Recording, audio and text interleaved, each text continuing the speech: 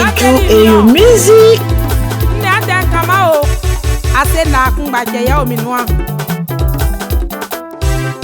Ananga manyo telimio iya se na twa minua. Ananga manyo yo miyo iya se na twa minua. Nyamie sufa mwe nyamio telimio. Miwe baba mweyo nyamio telimio. Amunya nanamo biasima nyamio. Amunya baba mo biasima nyamio. Belimi osulie ao yate o. Musumu besano wawe tete besano. Oyoli mami arolienu ye jaja yo maye. Ye dijuma e maye. Ye ko enyo yo maye. Miwa temio iya se na sufemo. Ananga manyo delimio iya se na twa minua. Misilia ya o patrisi akumpe wakae.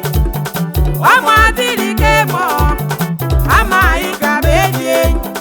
Nyamie raoswo nyamie yo olie. Yezi ya delimio iya se na twa minua. Yezi ya unimi wamu ya delimi. Waimi nyenenwo itemo mbia busra.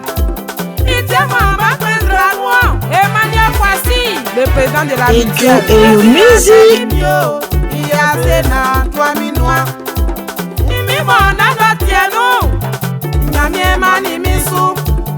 Papa uzimio papa mi grezano. Miye bisa miuke ao nyamie. Wali yale miye ayo miye sa. Miye bisa miuke ngolo nyamie. Uzulie maniwe wati ademisa. Umali gengabo nkoma nyamie o. Uvami nwangwe oyo mile ya seke.